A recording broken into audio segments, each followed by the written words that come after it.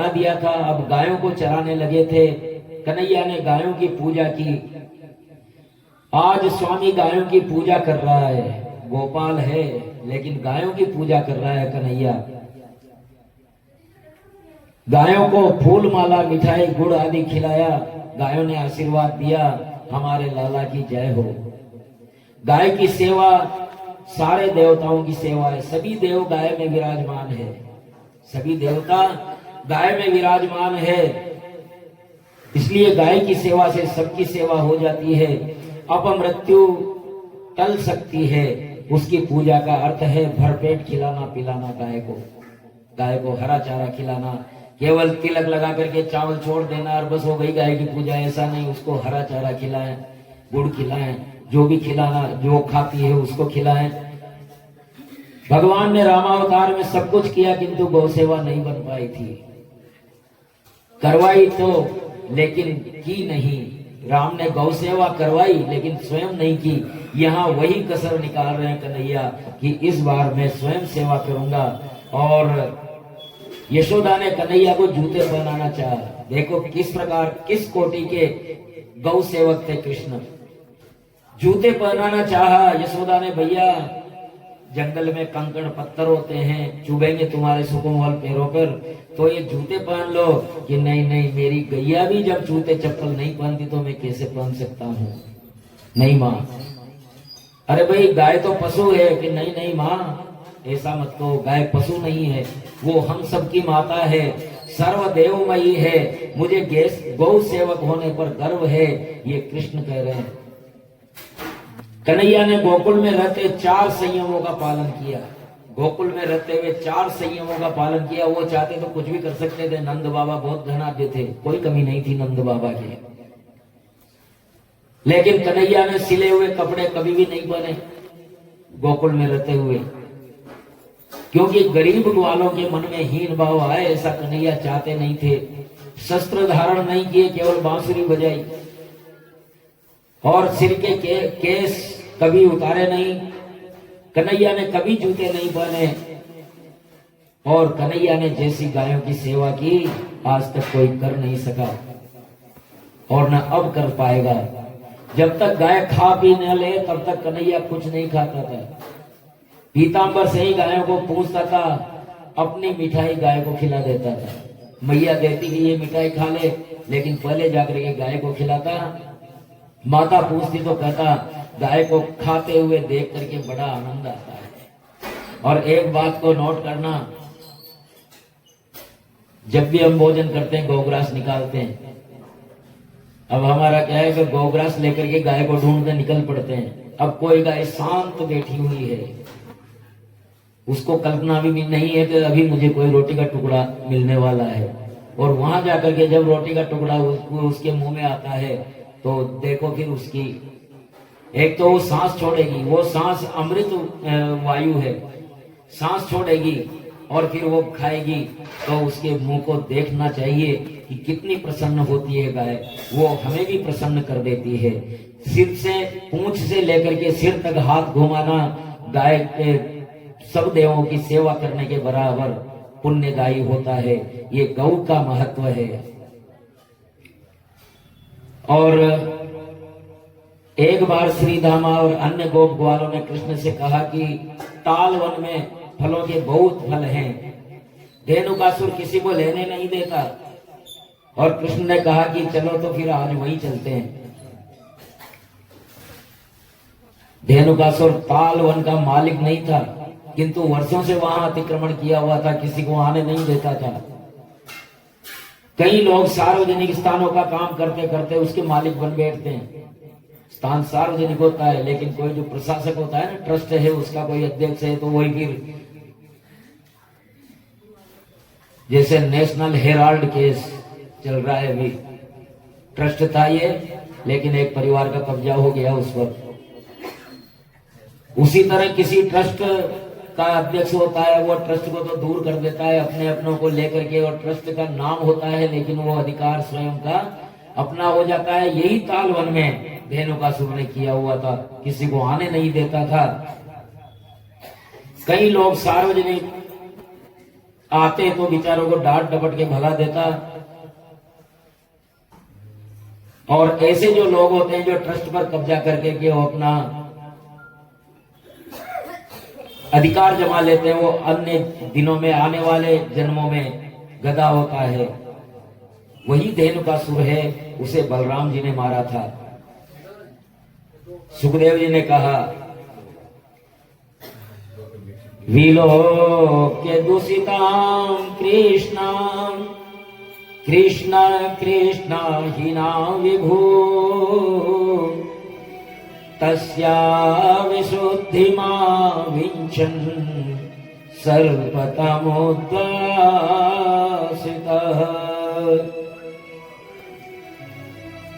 परीक्षित ने पूछा कि अगाध जल में सर्प दमन कैसे किया कन्हैया ने? सर्प जलचर तो होता नहीं है, वो तो स्थलचर होता है। फिर वो जल में क्या कर रहा था और युगों तक जल में रहा, ऐसा कैसे हुआ? सुखदेव जी ने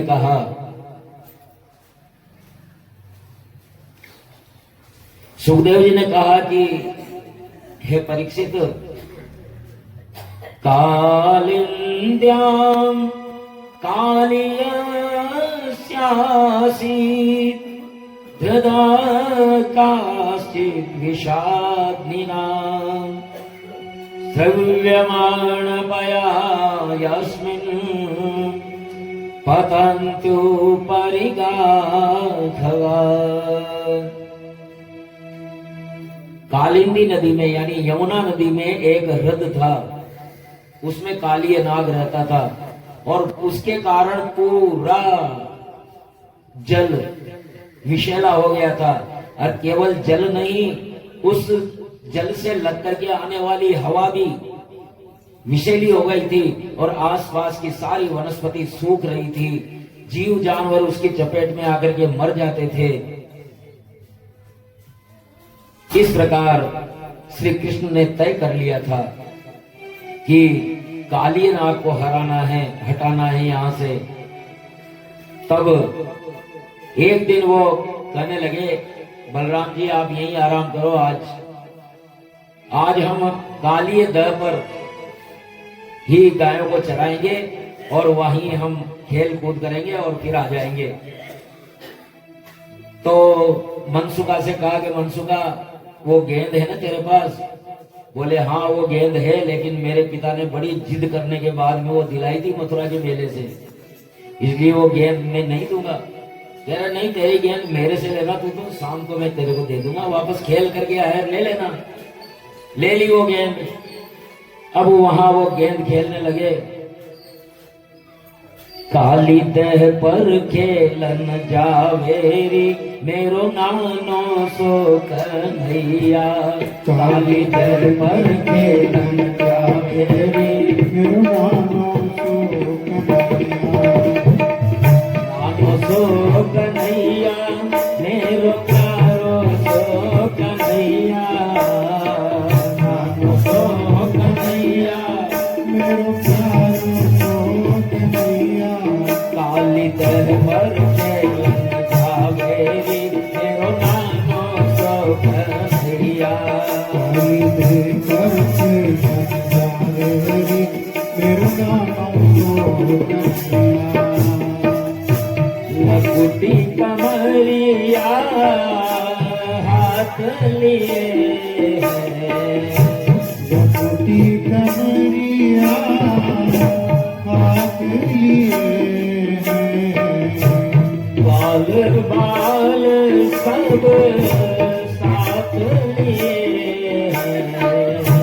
बाल बाल सब साथ लिए। यमुना तट बंसी बजावे मेरो नानो सो कन्हैया। वरुण वन में बंसी बजावे मेरो नानो सो कन्हैया। नानो सो कन्हैया मेरो बालो सो कन्हैया। नानो सो कन्हैया काली दह पर खेलन जावेरी मेरो कन्हैया।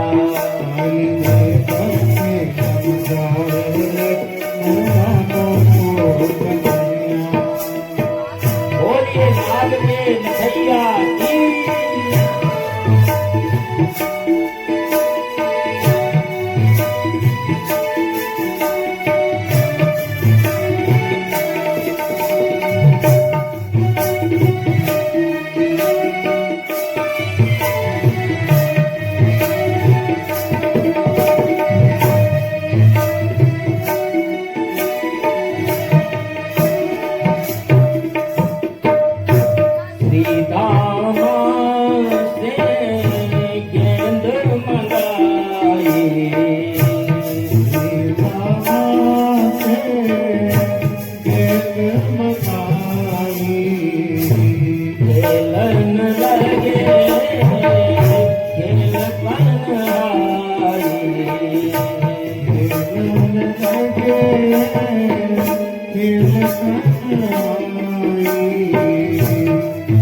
वालों को खूब खिलावे नानों को कन्हैया।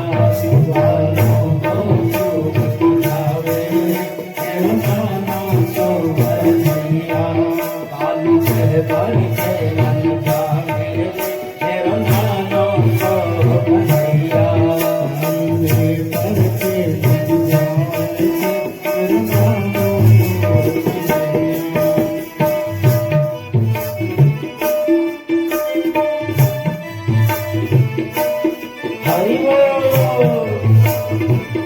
बोलिए नाग के नथैया की।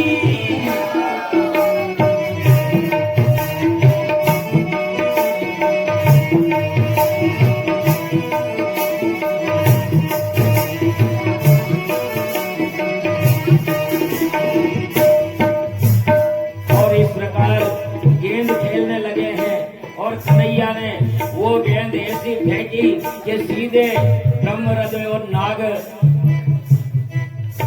कालिए दह में जा गिरी और वहां अब कौन जाए।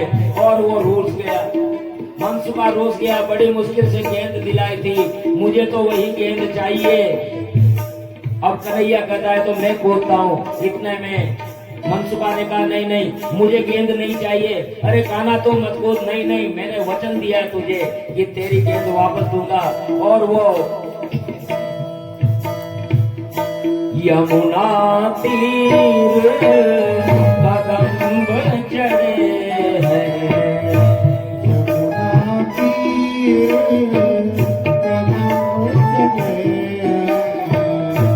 यमुना जी के भाग्य बड़े हैं।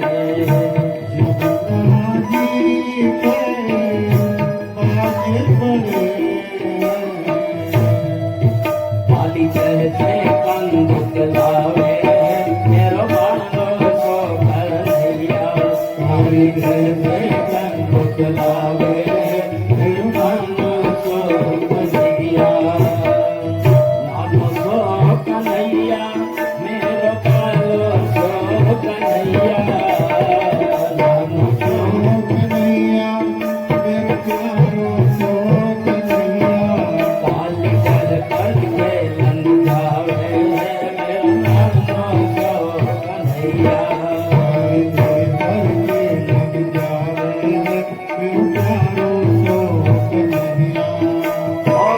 के डाल पर चढ़ करके कन्हैया काली दह में कूद गए हैं। और यमुना जल विष के कारण पहले ही खोल रहा था। श्री कृष्ण के कूदने से और उछलने लगा। काली दह का जल 400 हाथ तक फैल गया। काली ने अपने ऊपर हमला माना। बोलिए नाग के नथैया की जय हो। बैठ जाइए, कन्हैया के प्राण संकट में पड़ गए हैं। कालिए दह में बड़ा विषैला जल पहले ही विष के कारण उबल रहा था और कन्हैया कूदा तो 400 हाथ तक वो पानी और उछल गया था। और तब कालिए नाग ने अपने ऊपर आक्रमण माना और वो फुफकारने लगा। कन्हैया नीचे पहुंच गए, नीचे जा गए और वहां कालिए नाग ने उसे कुंडलियों में लपेट लिया, कुंडलियों में लपेट लिया। और कुंडलियों में लिपटा हुआ कन्हैया नाग की कुंडलियों में लिपटा हुआ ऊपर आया। सब गोप ग्वालों ने देखा कि नाग पास में कन्हैया लिपटा हुआ है। सबको बड़ा विरह हुआ, बड़ी करुणा हुई। अरे हमारे कन्हैया के प्राण संकट में पड़ गए। सब अपने अपने इष्ट देव को मनाने लगे। किसी ने जाकर के यशोदा मैया से कह दिया। यशोदा मैया अंदर जाना चाह रही थी लेकिन रोक लिया गया। सब भगवान, सारी गायें रो रही है, तो गोपियां रो रही है, गोप ग्वाल रो रहे हैं, कन्हैया अंदर चले गए हैं। और इधर कन्हैया ने जब देखा कि मेरा पूरा समाज परेशान है, तो फिर उन्होंने अपना शरीर बढ़ाना शुरू किया। इतना बढ़ाया कि नाग की कुंडलियां टूटने लगी और तब वो छटपटा करके अलग हो गया। तब कृष्ण खड़े हो गए, पेंतरे खेल करके वो फन पे चढ़ गए और ताता थैया नाचने लगे। भार बढ़ाया तो रक्तमान करने लगा और वायु व्याकुल देख करके नाग पत्नियां हाथ जोड़ करके कहने लगी,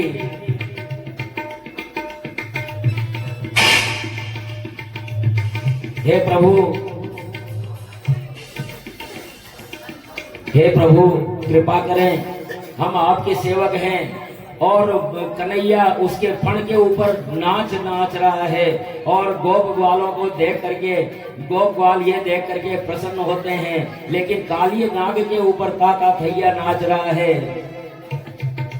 श्री कृष्ण गोविंद हरे मुरारे, श्री कृष्ण गोविंद हरे मुरारे। हे नाथ नारायण वासुदेवा, हे नाथ नारायण वासुदेवा, श्री कृष्ण गोविंद हरे मुरारे।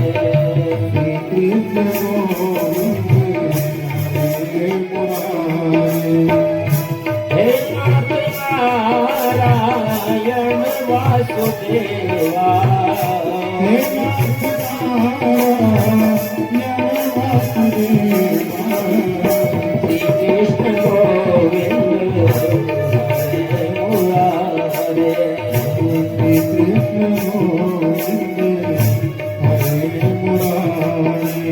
नाग पत्नियां कहने लगी, नाग पत्नियां कहने लगी, न्यायो हि दंड कृतकिल्बिषस्मि, स्वतावतार निर्जराय, रिपोसुतानामपि तुल्यदृष्टे, यस्येदमं फलमेवानुशंसम्।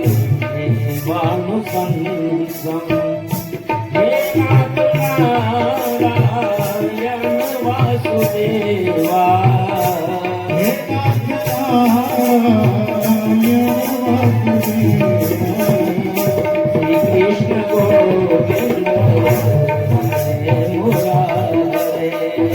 श्री कृष्ण गोविंद हरे मुरारे। तुम्ही हो माता पिता हमारे, तुम्ही हो माता पिता हमारे। हे नाथ नारायण वासुदेवा, हे नाथ नारायण वासुदेवा। हे प्रभु, आप न्याय के लिए जन्म हुआ है, आपका अवतार हुआ है, पाप नाश करने के लिए आपका जन्म हुआ है, इसलिए आपका ये रूप ठीक है। लेकिन हम भी आपके भक्त हैं। कस्यानुभावो धर्मदेव विद्महे, तवाग्रेणु सर्वशाधिकार, यद्वाञ्छया ललनाचरतपो, विहाय कामान् सुचिरं धृतं गता। हे नाथ नारायण वासुदेवा, हे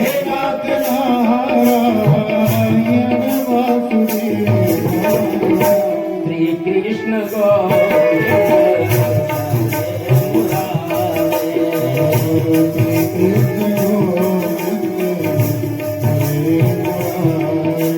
हे प्रभु, ये हमारे पुण्य ही चेते हैं। देखिए कन्हैया फणों पर नाच रहा है और नाग की पत्नी कह रही है कि प्रभु आपके चरण रेणु किसके भाग में है। आज हमारा पति धन्य है कि वो आपके चरण उनके माथे पर है, आपके चरण रेणु से वह पवित्र हो रहा है।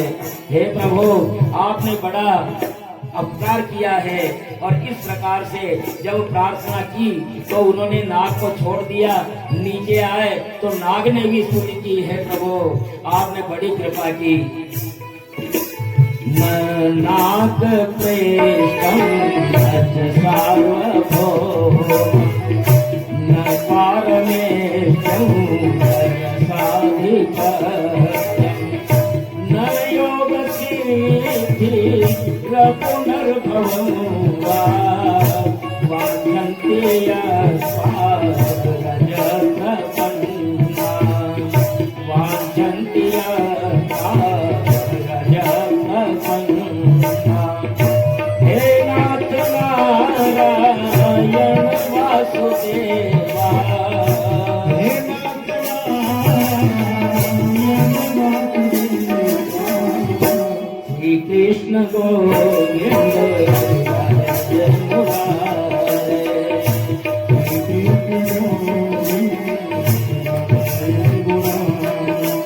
हे प्रभु मुझे कुछ नहीं चाहिए, मुझे सार्वभौमिकता भी नहीं चाहिए, मुझे परमेश्वर भी नहीं होना, न रसाधिपत्य होना है, न योग न सिद्धि, कुछ भी नहीं।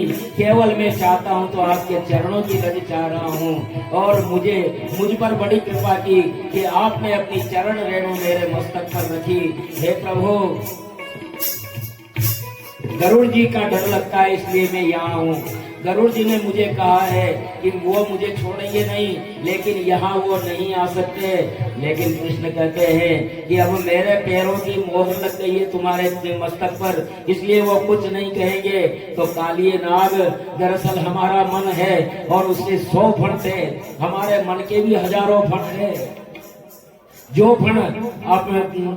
जो फण सिर उठाने लगे उस पर भगवान का नाम लेकर के और भगवान के नाम से दमन करो।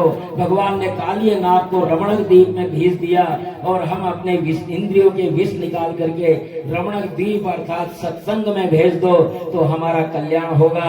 बोलिए नाग के नथैया की। श्री कृष्ण गोविंद हरे मुरारे। श्री कृष्ण गोविंद